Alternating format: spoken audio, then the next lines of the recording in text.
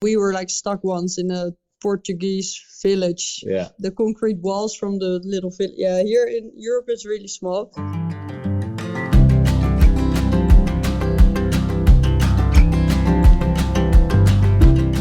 Just say yes to everything. Follow your heart and try to make your dream come true. Yes, yeah, that's right. Follow your heart and don't do what you're supposed to do or what everyone, or what you think that everyone thinks that you're supposed to do. Just follow your heart, and then I'm sure you won't regret it.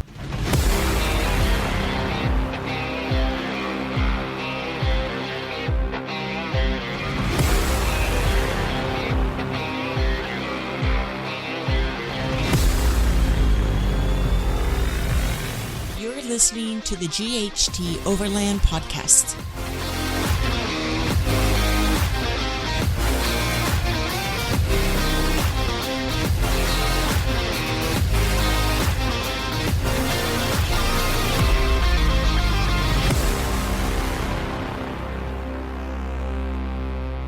Good morning, good afternoon, good evening to you, wherever you are. It is another awesome episode this week, transporting us to the Netherlands.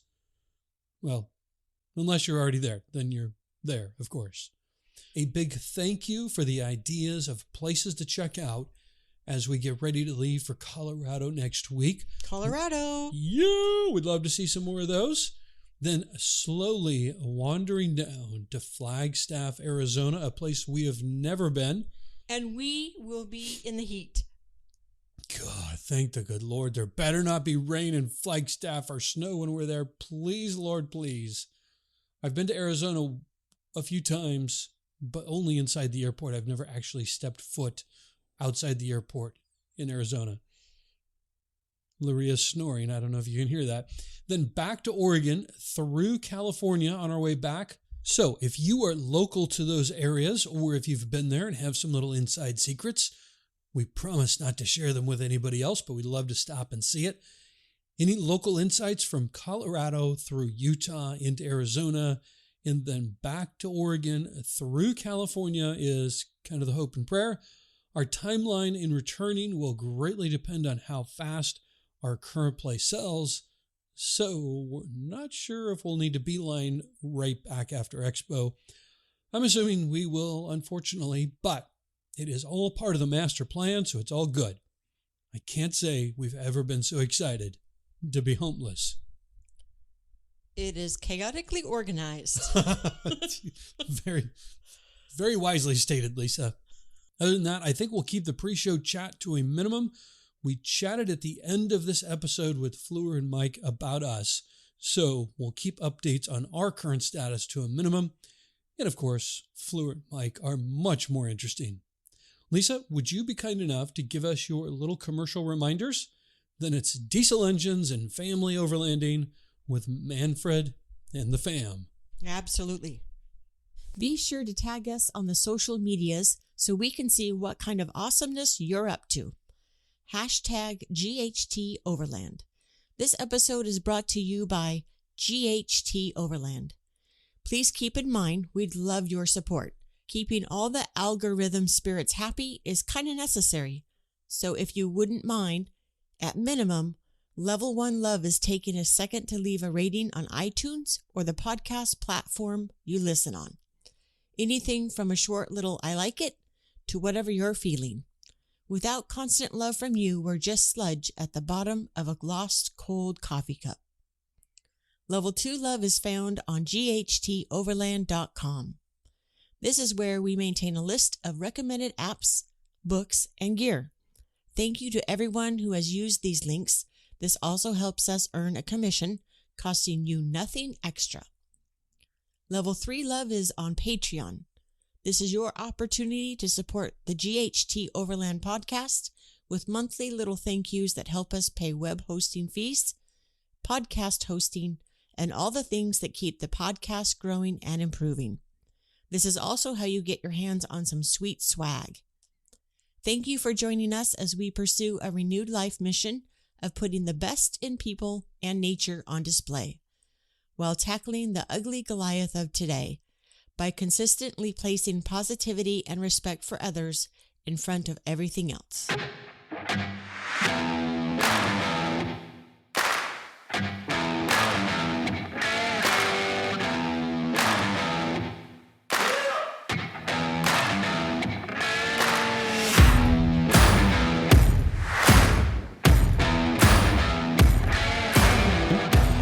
So, Fleur and Mike, welcome to the GHT Overland podcast. We really appreciate you guys joining us today. Thank you. Thank you. Thank you for your interest as well. Yeah, absolutely. So, where are you guys at currently? In Holland, in the Netherlands at the moment. Okay. Yes. Yeah. And so, what's the weather like this time of year in March? One week ago it was sunny and it was good weather, but yesterday it was snowing over here. It's crazy. I know, it's No crazy. way. It's really cold. Yeah. Yes, there's still little snow in our garden. Yeah. And last week we were in our t-shirts, and so it's crazy. But yeah, at the moment it's pretty cold, around 6 degrees or something. Way too cold. Yes. So, springtime And weather. Yes, yes, yes. That's awesome. Yeah. So if you could describe for us and for our listeners, for those that are listening right now, where you're at, what is the scenery? I know it's nighttime now, but during the day, what could someone expect to see as your backdrop where you're currently at? Yeah, currently we live in a house again for 2 months now because we are back in Holland and the kids has to go to school.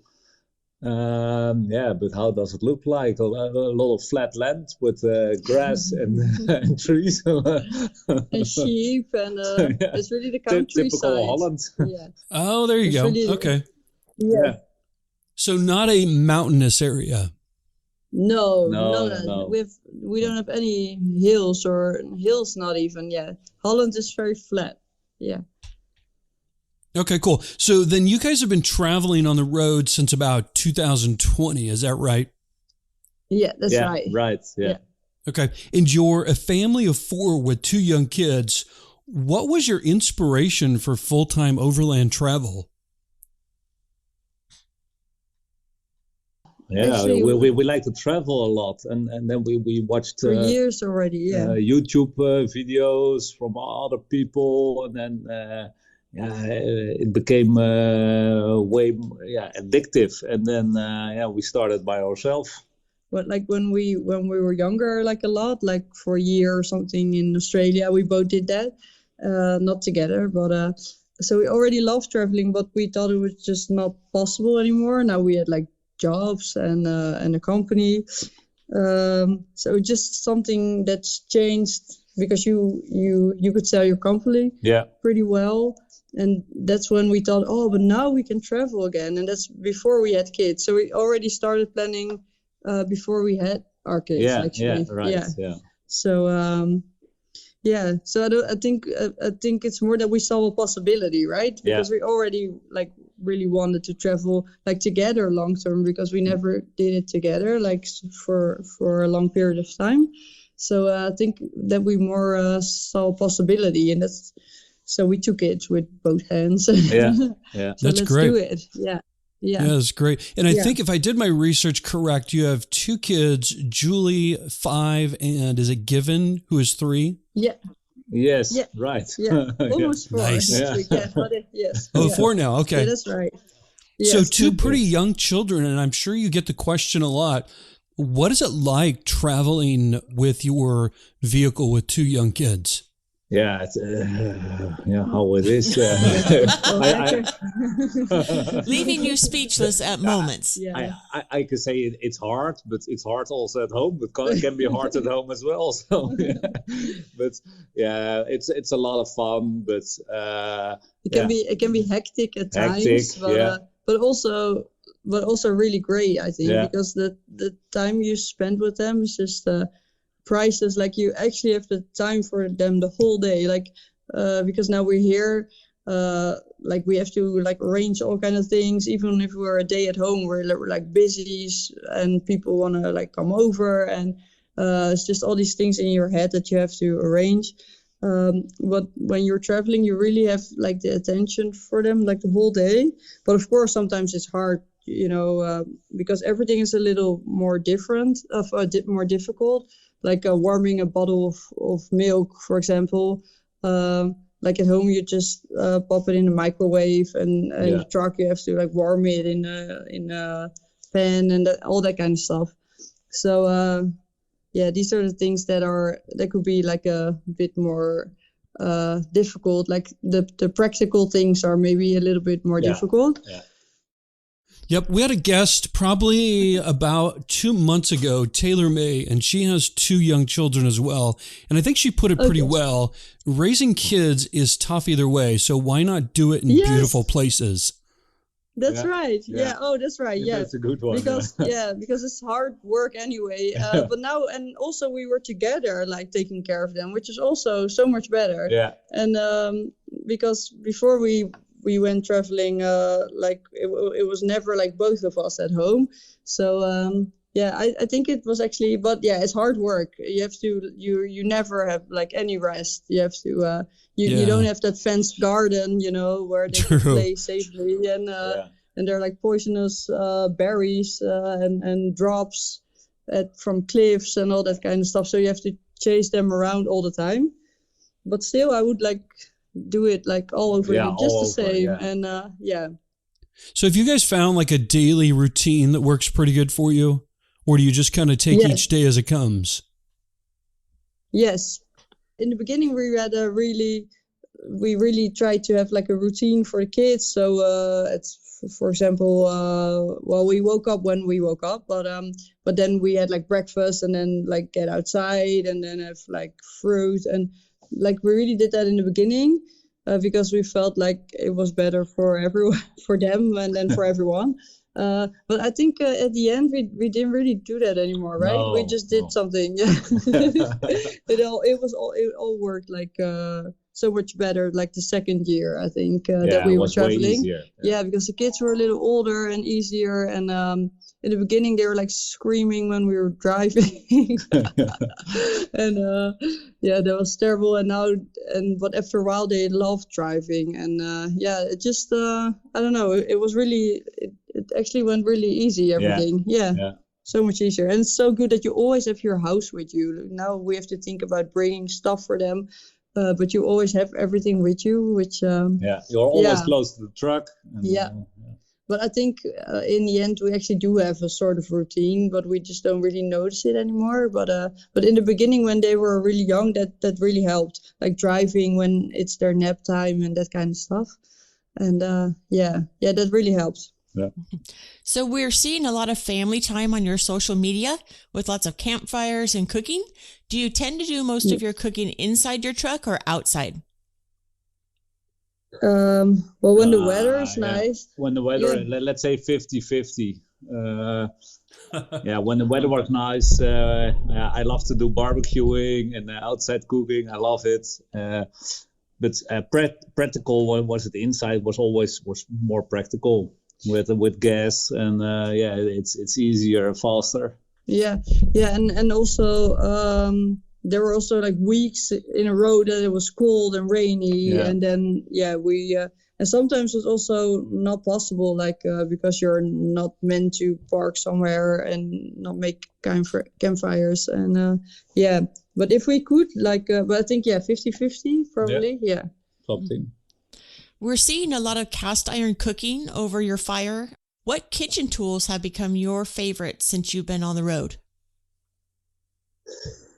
I guess the fire pit. Yeah. The fire pit, what we have. We are Petro Max fans, which is a German brand. I don't know if you've heard of it, but have you heard of it?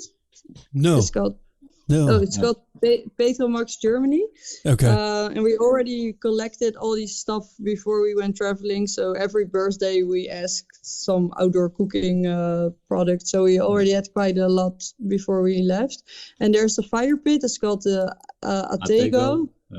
And that's nice campfires in it. You can do the barbecue, and you can put pots and pans on it. Yeah, so it's a fire pit, a barbecue, and it's Nice. really handy. It's the round thing that you see in most of our pictures. And you can fold it, so it's like so it's tinier. But that's like I think our number one. Yeah. And then the second one is like the tripod from that brand. They have a tripod. So we have a barbecue. Is it called a rooster? Rooster? Rooster. No, not a rooster. No. Not a rooster, but a roaster. Is it a barbecue roaster? Yeah.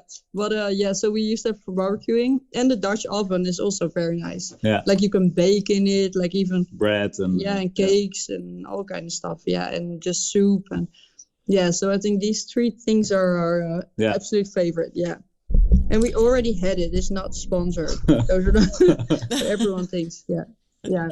I like that you also post recipes. What's at least one family favorite meal?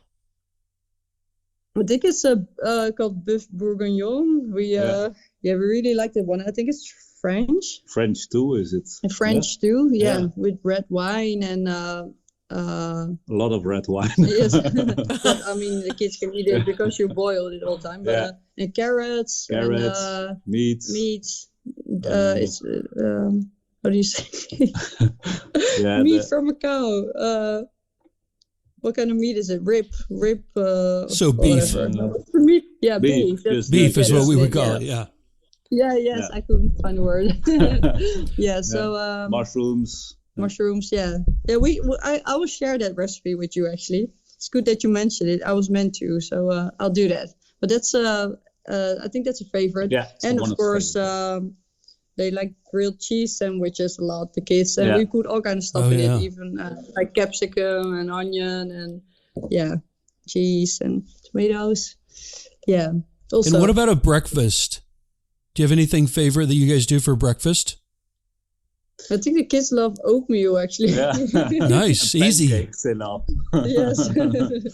And oatmeal, like we could store. We had like long-lasting milk. Yeah. So we always had like I think 20 milk bottles with us or something. Yeah. And then lots of oatmeal. So we always had that because like it can be a little difficult to like put so much bread in your if you don't want to go to the supermarket so often.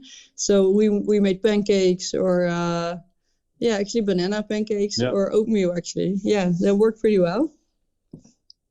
In the beginning, we tried to put like 10 breads in the freezer, but that really didn't work well. So so we find ways. And we all like it. So well, you don't actually. No, you don't like oatmeal. Yeah.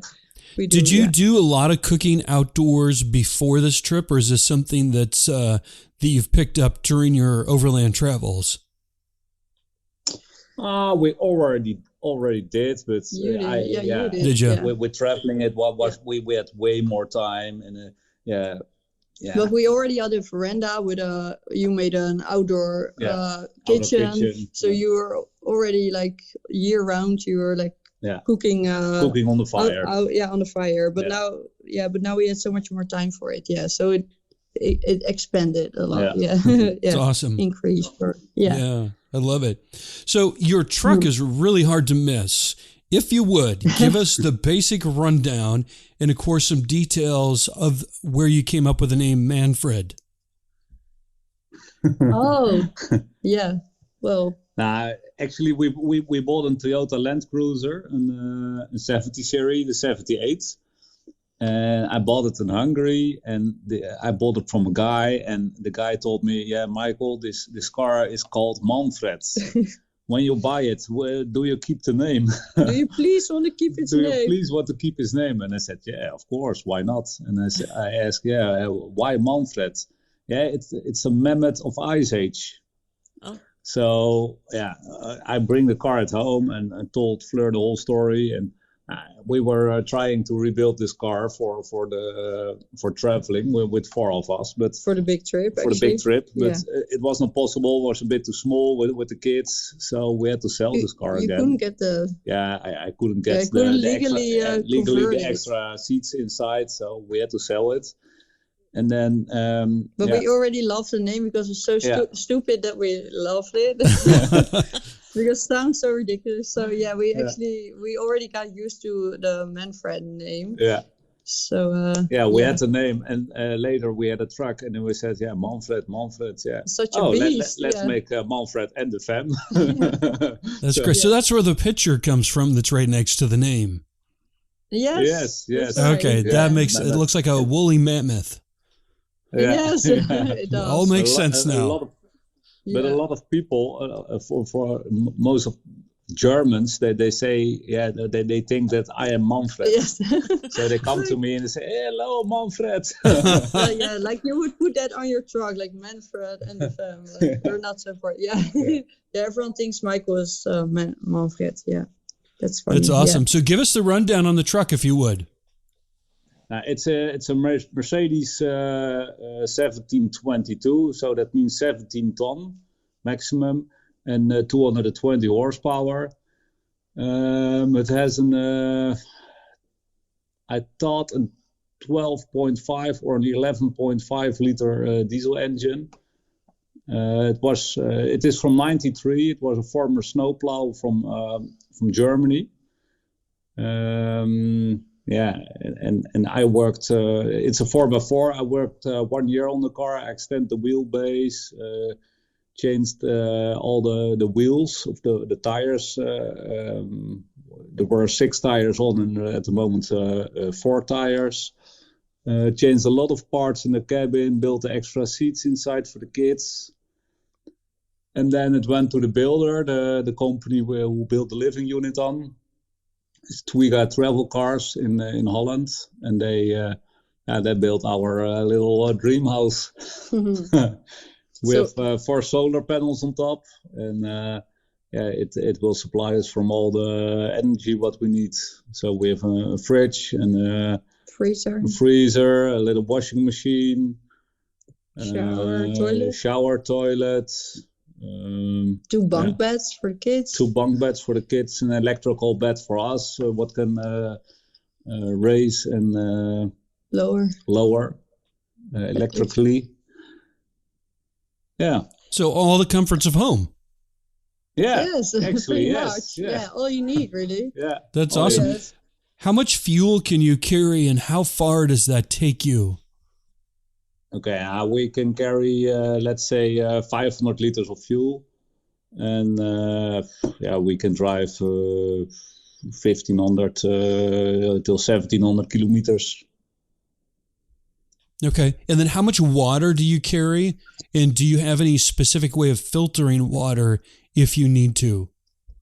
Yeah, we have 350 liters clean water, and the water is filtered by 2 extra filters and a third UV light. So actually we can pump in dirty water from a creek and we can make it drinkable. Okay. And then can you give us a little more detail on the electrical system with the, like, how much solar, the battery setup, that sort of thing? Okay. We have 4 solar panels on top. It's altogether 1,200 watts. And we have 4 heavy-duty batteries, lithium batteries. Those are 220 amps each. Okay, and that seems to work pretty good for you. 1,200 watts, that's a lot. Yeah, but then the sun has to all the time on the solar panels. Normally, when the sun is shining, then it's charging, let's say, 600. But we can do, we can stay for, let's say, 1 week off the grid.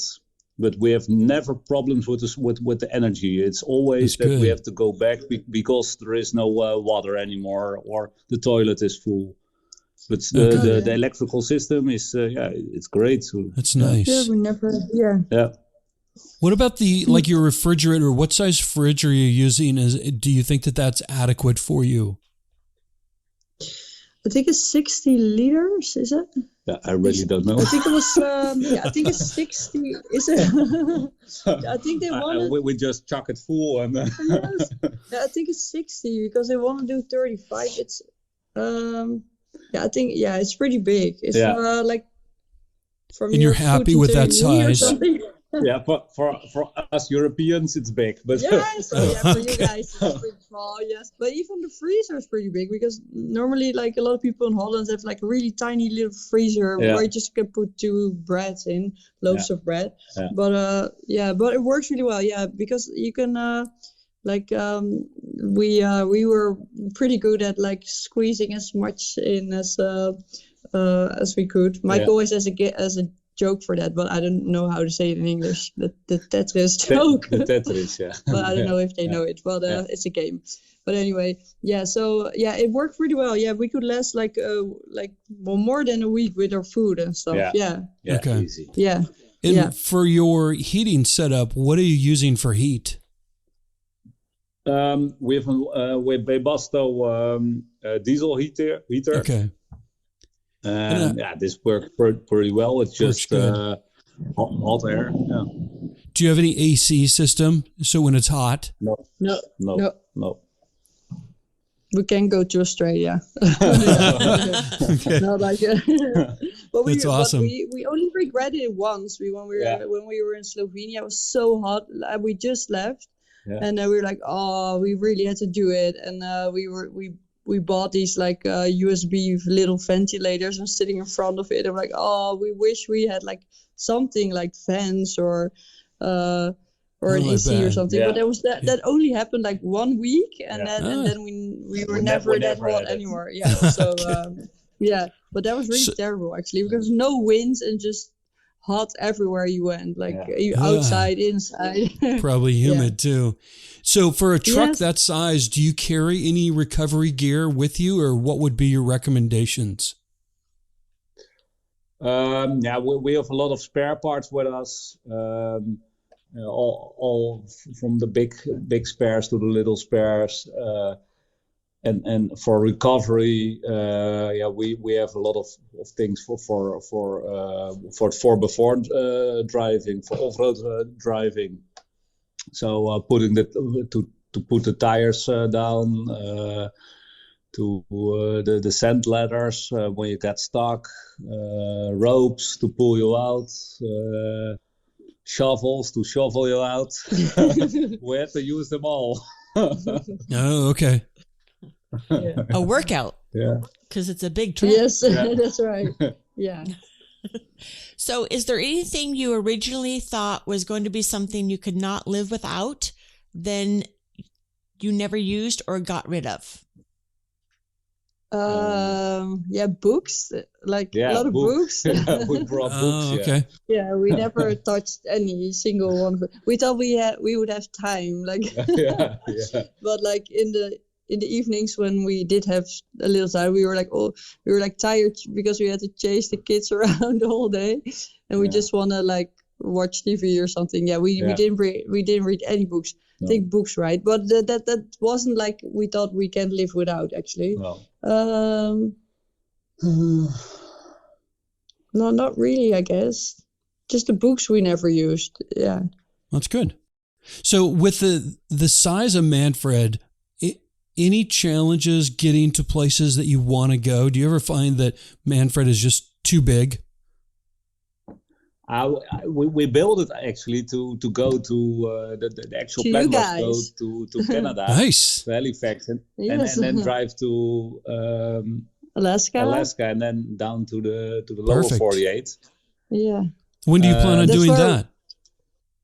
Yeah, that was actually planned, but then the COVID came. And COVID. So we still have the truck was actually not too big for the US. No. Okay. Here in Europe, we had some problems sometimes, but comparing to other overland vehicles, it's not too big.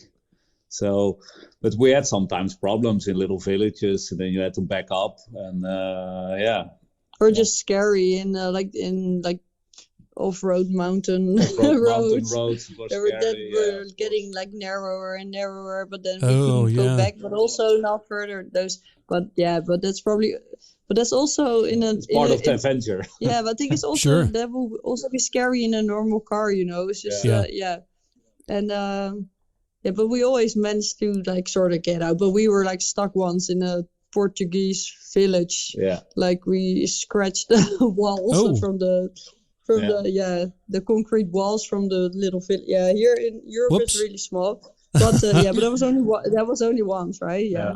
It's only once. And Mike's never stresses out. He's always like calm, and I just close my eyes. Oh, well, that's good. Yeah. That's good. Do you guys end up doing a lot of pre-planning to make sure that you can get to places you want to go, or? Never. No, we just drive, and we also... we even went to Monaco. Yeah, we have been to Monaco, Like in a parking lot. Like Manfred fitted in a parking lot. yeah. But no, we never looked if we could... Like we just drive as far as we can, and when it doesn't fit anymore, then we drive back. And there you go. Yeah. It works. This is how we do it. Do you use any specific like maps or any like mapping apps that would be helpful or good advice for our listeners? Yeah, no, actually not. We don't like have Maps any Me or no, Maps Me we sometimes use, but most of the time we just use Google Maps. Google Maps, and we navigate with the telephone, and that's it. It works. Yeah, works but best I mean for the off-road routes and stuff. for the off-road routes. Yeah. We use what's that called again? Gaia or something? What is it? Gaia, the off-road. Gaia GPS. No, for the off-road Wikilogs. Wikilogs. Oh, and then, okay. Yeah, and then you can use it in Google Maps, right? Yeah. Yeah. There we find off-road routes, and then we put it in maps or in some other navigation tools. Yeah. But there we find like the routes we've been driving, right? Yeah.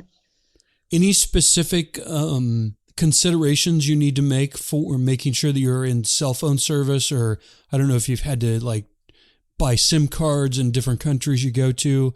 How do you make the cell phone internet service work for you? Yeah, we did. Yeah, we topped up our internet for Europe actually, and then when we were in a specific country, and then we were there for a longer time, then we tried to find some good deals for the internet. But so we bought a SIM card. Worked out, and sometimes it's really hard. And just sometimes we bought SIM cards from the country. Yeah, so we had unlimited internet. But we always had to less data. Always when we were somewhere on the internet, then we go on Netflix. The first thing was downloading movies for the kids. Yes. Oh, okay, sure. when they were terrible, and then that was one of the first things what we did. Yeah, if we went to a campground or something, we went there to download. stuff. Good priorities. Yes. Yes. That's funny. Yes. Yeah. So road stories are always a favorite. What's a favorite road story of yours, or maybe a situation you were nervous going into, and how did that turn out for you? Got so many. I bet. With the helicopter. Yes. Or that the guy in Finland. We were like driving along the Russian border, and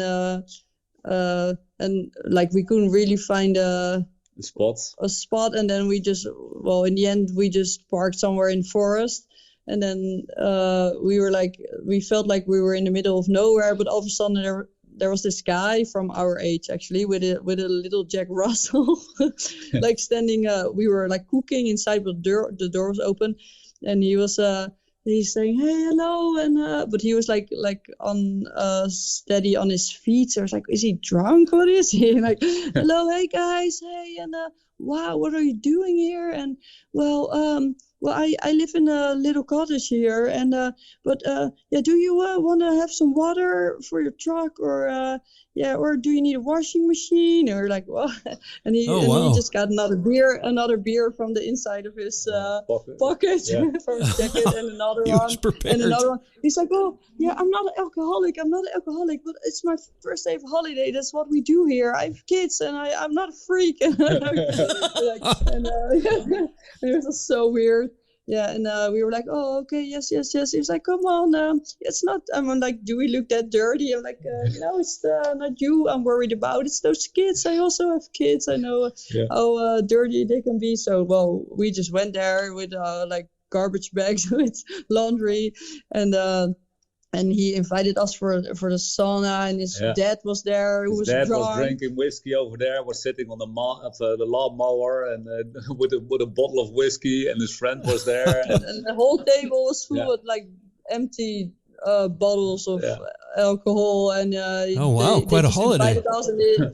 And then the kids, he was like all giving the toys from his kids away. Yes, here, you can have them. It's okay. Here, you can. So he was so nice. He was so friendly. Yeah. And then he's like, oh, do you want to go in the sauna with us? But he was really drunk, but so sweet at the same time. And then we were meant to like pick up the laundry, but then we were a little too late. And he and his other drunk friend were putting like all these little pink socks and underwear on the washing line. And it was just really cool, right? Yeah.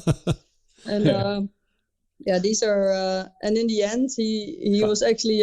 Finally, in the morning at 9 o'clock, he came to us again, and he said, hey, do you still need something? And he was already pissed again. He was really drunk. Again, yes. And then one of his friends told us, told him, hey, you have to ask the guys for Manfred and the fam if they come to your holiday park. They had an Angry Birds park over there. And a spa. And a spa and everything. And so he called the park and told that we were coming and that we had a code word of Manfreds. And we went to this park. And we were standing there. But it was really fancy, and we were like all like a little dirty, right in your like mountain clothes, and it looks all so fancy. We're like, oh my god, what if it's not true or something? But he was the manager of this park, so he arranged free tickets for the spa, for the sauna, for the park, and it was really nice. Restaurant, so that was. And you had your own code word. Yes, that's awesome. Yeah, we got these like bracelets, and we had like free entrance to all these things. Yeah, and we were just like in the forest in the middle of nowhere. Yeah. And the next day we were like, that was just so funny and so friendly. Like it felt really, directly good with this guy. Yeah, but when you're traveling, you really feel. You sort of start to believe in the goodness of people. Also, people that offered us to stay in their home. That like we just met them for an hour or something, and they said, "Well, we're going on holiday this week. Do you want to like stay in our house for a week or something? So you have air conditioning and a bath. That's just crazy, right? People are like so nice, and they hardly knew us, and they just like. Trusted us, their whole home and animals, and that's just cool. That's crazy. And we have tons of stories like that. Yeah. Also a helicopter. We were somewhere in the north of Sweden, and this guy, I was looking for something outside, and he's like, "Oh, hi guys, and do you want to show your kids a helicopter?" And it was in a national park. It was in Lapland. And we were like, where? So around the corner, he had his helicopter. And then in the end, he just went to fly with us above the national park. This is also in the middle of nowhere in the forest. They used him to shoot like bears, so they could give them a bracelet or a necklace, so they could track the bears and stuff. So or to like bring food to mountain cottages. But he just went to fly with us for a bit. So these kind of experiences are just so cool. Yeah. Oh, that's awesome. Yeah. So if you were to think back from all the places that you've been, are there one or two places that really stick out to you, and what made them so special? Yeah. It's a hard one. Like countries or specific places or... Either one. And yes, it is the hardest question that we ask because every place is great. But if you think back, like, are there one or two that really stick out to you? For me, it's Portugal actually. So we did a lot of off-road driving over there. You can drive in the mud, in the sand, in the forest. The people are nice. The food is really good and affordable. A lot of different landscapes. Yeah, for me it's Portugal, but for Fleur, for me it's Scandinavia. Yeah, like the north of Sweden, where there was this remote beach, like it's almost Finland, and there's like no one there. Like you could drive for days and just don't see anyone, and you can like park anywhere not anywhere you want, but if it's someone's land you can, but actually you can park anywhere you want. And there are like good spots everywhere, and there are lakes everywhere you can swim in. And I love Sweden and Finland actually. So we're nice. That's great. And then what's the number one biggest challenge you've had to face as you've been out in Manfred? There was a really, like, I think I always call it a sort of goat path that we took. It was Fleur's birthday. It was my birthday. It's like I thought I might not have another one. Oh no! And it was, it just got narrow. We were looking for a goat farm or something, and we couldn't find it. And there were a few ways to get there. It was in the mountains, and Mike found the shortest way or something. Yeah. But it was just getting narrower. And he said, "Oh, it's just 15 more minutes. Come on, or we're really getting closer." But it was getting so narrow, and it was like I was about to cry. It was so scary, but I didn't say anything first because I don't want to make the kids scared, and they love it. Like, "Oh, Mom, look how narrow it is. Oh, are you scared, Mom?" Like, it's so cool, Mom. but it was so like, but we couldn't go back, but we actually also couldn't go forward anymore. And in the end, they're starting. No one used it anymore, so they were getting trees over, and it was just like us, and then straight down, and there were trees and all kind of rocks on the road. It was so scary. Like, it was not smart to take that road anyway. But in the end, there was like a really little place where we could turn, and sort of. And then we went back because it was impossible to go further. But this took like, I think, it was really long. It took like forever in my mind. But it's such a scary road. And but I also didn't want to go back because that also was so scary. So I thought, oh my God, I have to. But that's what we did in the end. Well, I think that was the biggest challenge. Yeah. It was actually pretty impossible. It was impossible. Yeah. How long did it take you to get turned around? Yes, it was really tricky. Yeah, I think I stepped out of the car, took the kids out of the car. But even walking there was scary. That's how narrow it was. It was crazy. I also didn't video that because then my mom would get like a heart attack. That's probably smart. Yeah, if I would. Yes, yeah. And where were the kids during that? Were they inside Manfred, or did you have them get out? They were sleeping, but so because I actually wanted to get out of the car, but then I thought my kids are there, so one of them was sleeping or something. But when you turn around, I think I took them out, or did we keep them in? We keep them in. Oh, I just got out. You get out, yeah. I think one of them was sleeping or something. Yes. Yeah. The quieter, the better. Yes. Yeah, but they're not scared at all. Like, no. Yeah. No, it's good. Are there any border crossings that stand out to you, or tips that you would have for us on doing border crossings and preparing for them? The border crossings in our time were pretty easy, but they say it was pretty hard because it was all with the COVID, and then you have to do the tests and everything. The only thing what gave problem to us was Finland, because it was totally locked for tourists, and a lot of tourists before us were also rejected. But I had still some clients in Finland. Yeah, we had to get a vaccine, but we couldn't get the vaccine anywhere. Yeah, but no one wanted to give it to us. Yeah. So that was so stupid. Yeah. So, but I think. But a tip could be take the small border crossings, right? Isn't it always easier? The really small one, like in any case, it's not busy and right? Yeah.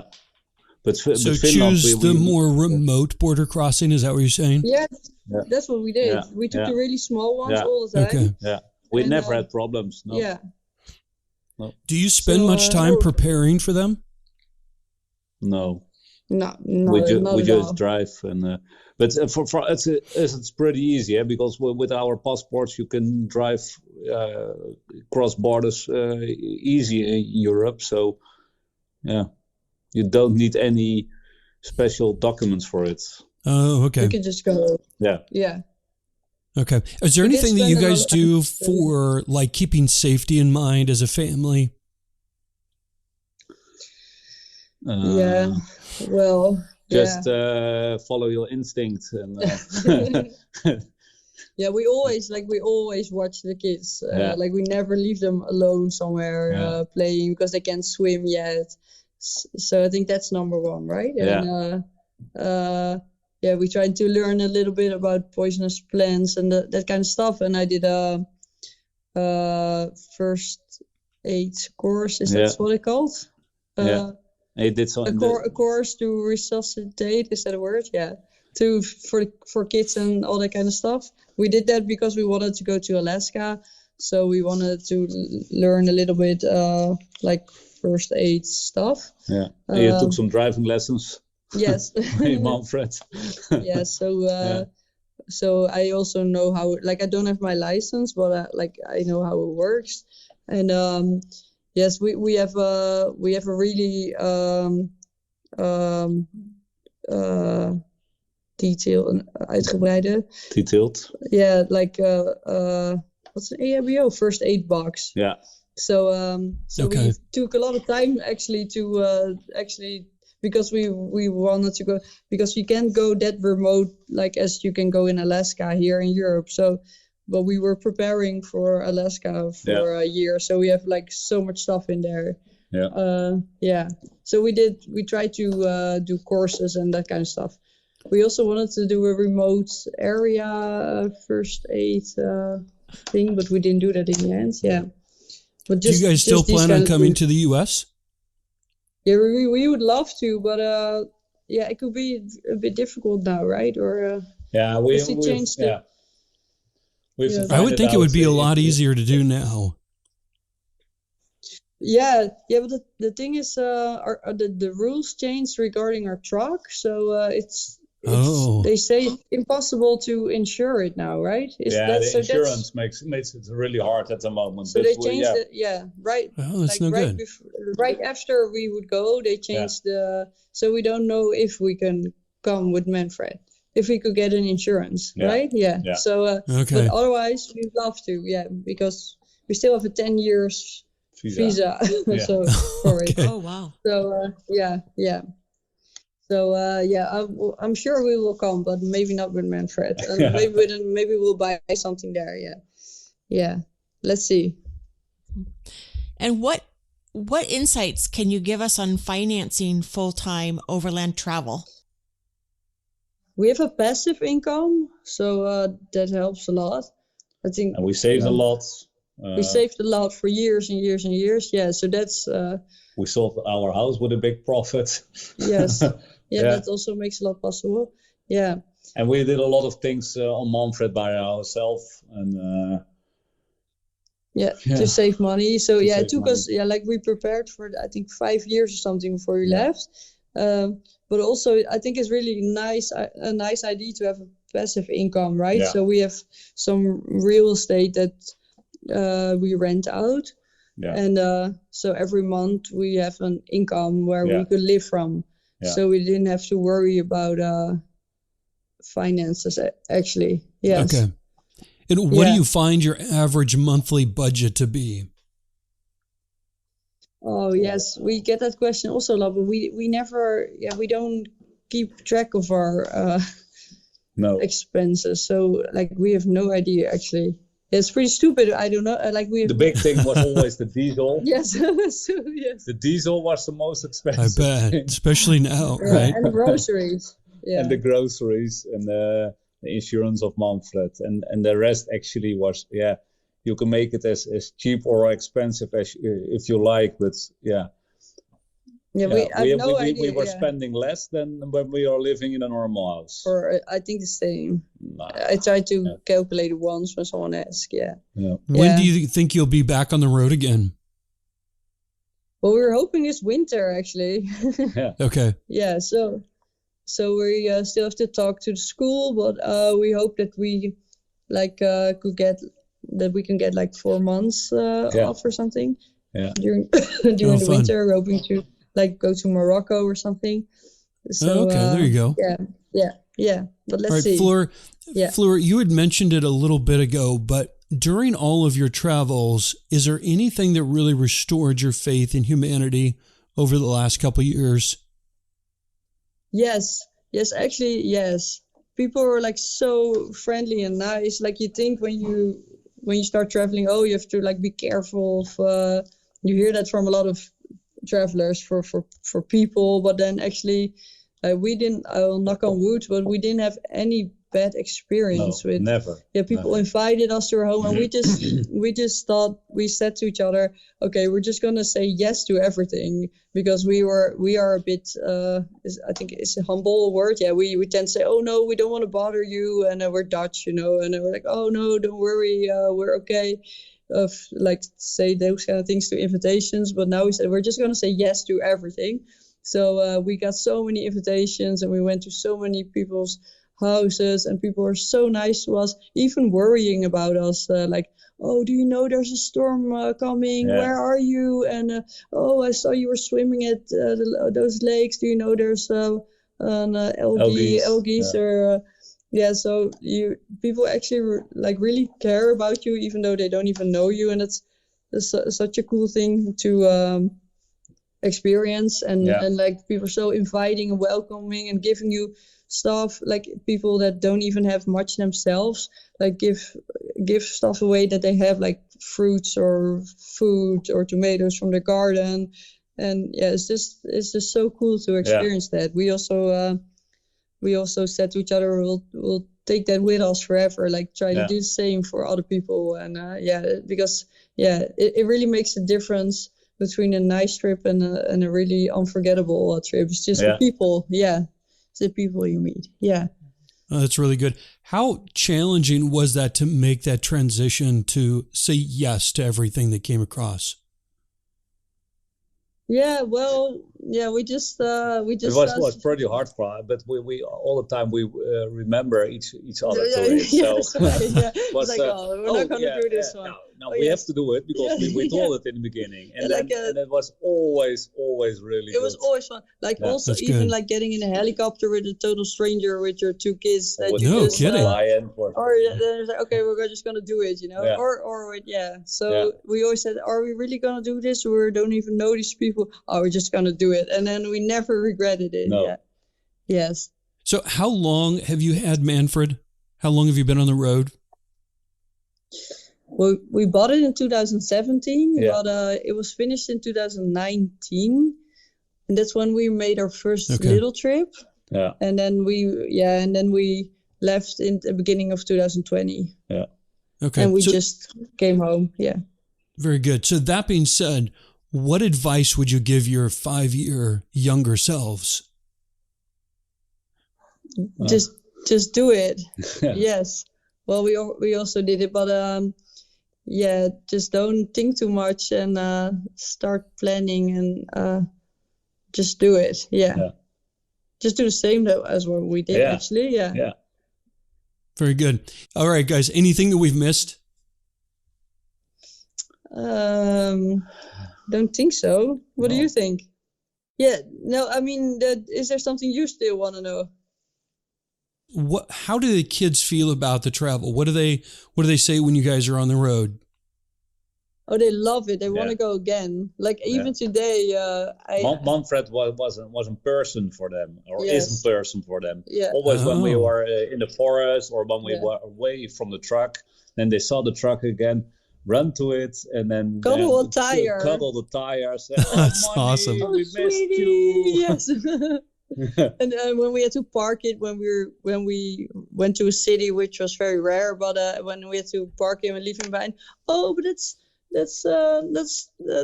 too sad. That's too sad for Manfred. He has to be all alone now.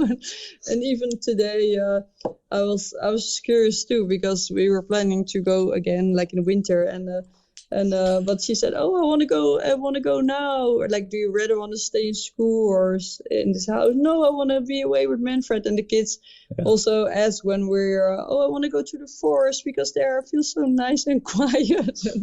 They're so young, but they already say things like that. Yeah. And and a few weeks ago we also went just for a little trip, and they love it. Yeah, they'd rather live in Manfred always, I guess. And I actually thought it would be the other way around. I thought they would love a house with all these little rooms and toys, but they actually they love Manfred. That's awesome. So, and they love being with us the whole day and just playing with a rock and a stone. Like, they still walk to the school, and I have to say to them, "Okay, leave these sticks here just outside of the schoolyard. Come on." And they want to take it with them because it's the most beautiful stick. And so I think they're still a little wild at heart or something. Yeah. So that's good. Let's wrap it up with some fun facts about you. Oh gosh, fun facts about us. What's a favorite genre of music? And between the two of you, who is the better singer?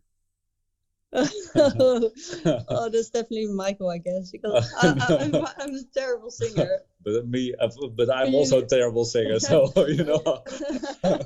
Two terrible singers make one okay singer. Yes, that's right. Yes. You don't want to hear us sing. No. But our favorite music. Yeah, the Peppers, I guess. Is that a genre? Yeah. Oh, a little bit rock. Rock. Okay. Yeah. But we like a lot of music. Yeah. Also jazz and stuff. All kind of music. Yeah. But, we love the Peppers. Yes. What's a favorite drink in the morning to get you going? Coffee. Yes, coffee. Lots of them. Yes. How do you make your coffee? With a percolator. Okay. With these Italian things. Yeah. And it recently broke because we dropped it. So that's it's the easiest way and the nicest way, I guess. Yes. But no, easy. Well, it takes some work. Easy is from the machine. Easy is from the machine. But yes, But it's nice, Just black coffee? Strong. Do you guys add cream, sugar? What's your deal? No, just black. As strong as possible. Yes. I like it. And then a few of them, yeah. Of course. And what's a favorite beverage at night to wind down after a long day? Like drinks or food or drinks? Drinks. That's drinks. I like port. I know it's like an old women's drink. But really? Wow. Yes. And for me, a whiskey by the campfire. That's what it will do. Whiskey and port by the campfire. Yes. Yeah. Well, Mike, I hope that you guys make it to the U.S. so we can share whiskey by the campfire. That would be great. Where are you? Sure. Where are you located, actually? We are in Oregon, and we are currently going to head to Colorado by the end of this week, and then make our way to Arizona, and then hopefully up to Alaska. Really? Yep. Okay, cool. That sounds amazing. So you're also full-time traveling, are you? We're just leaving. We've been preparing for this for about 5 years, and literally we leave in about 5 days. Oh my God, it's so exciting. Really cool. Can we follow that on this channel? Do we even know that? Is it on this Instagram page that we... Yep. That's where you're going to see it. That's so exciting. Yes, so, we are beyond excited and a little bewildered at the same time, as I'm sure you guys were. Yes, I can imagine. So how long will you be traveling, or do you have no idea yet? We have no limitation in time. We expect probably 2 or 3 years, could be 20. What? Wow. Really cool. That's crazy. Yes. Well, we've raised our children, so that's done. We've had houses, we've had business. That's all in the past, so now we're going to go live. Wow. Really cool. So how old are your children? Lisa? Garrett, our oldest, is coming up on 23. And Grant, you sound so young. And Grant is 19 at the moment. Oh, wow. Oh, we are very young at heart. Yes. Yeah. Well, you sound young. Yes. Thank you. Oh, wow. Great. That's so exciting. Yeah. well, we would love to come your way, because we love the States, and we haven't seen. Yeah. We only have seen a little bit from it. So your sister lives there too. Yeah. So, but yeah, hopefully somewhere in the future. And we're thinking of just buying something there if we can't come with Manfred. So if you just last for a few more years, then yeah. Yes. Yep. I'm sure hopefully we last. Yes. Yes. So what is your best advice to aspiring overlanders and adventure enthusiasts that are listening to this right now? What advice? Yeah, just say yes to everything. Yeah, that's a good one. Just say yes, and follow your heart, and try to make your dream come true. Yes, yeah, that's right. Follow your heart, and don't do what you're supposed to do, or what everyone, or what you think that everyone thinks that you're supposed to do. Just follow your heart, and then I'm sure you won't regret it. Yeah. Don't worry too much, but just do it. Yeah. How can people learn more about you? How can people learn more about us? By following us, I guess. Yes. Yeah. So your social media is going to be Manfred, is that right? Yes. Okay. Yeah, Manfred and Fam. Yeah. Manfred and Fam. And then is it Instagram? Is that your main place that you're at? Is it, do you have Facebook? Where else would you like people to come visit you? Yes, we have Facebook too. Instagram, we do the most actually. Yeah, we thought also about YouTube, but during the trip we didn't have time for it, or we're just not good at it. We're not good in editing the video, so we skipped this part for now. But maybe in the future we will pick it up. Yeah, who knows? Very good. And for our listeners, we will have all that in the show notes. And Fleur and Mike, any more information you'd like to give or useful resources our listeners should check out? Well, Park for Night is nice to if you're in Europe, I think, or is it also in the States? In the States, it's Overlander. Overlander, I guess. Yeah, those. Yep. When you're in Europe, Park for Night is nice to find spots. To park for the night, or just Google Maps and look for open spots. Yeah, I think that's a good tip, right? Yeah. That's about it. Yeah. Okay. We use it a lot. Yeah. Awesome. Guys, we really appreciate your time. Thank you so much. It's been a lot of fun chatting with you, and hopefully we can have some whiskey and port over a campfire that would be nice. Sometime in the future. Yeah, sounds great. Yeah, let's go for that. It will be great. Absolutely. And thank you too for your interest and for your time, and good luck. Good luck. Thank you. For the big Thank trip. you. Yes.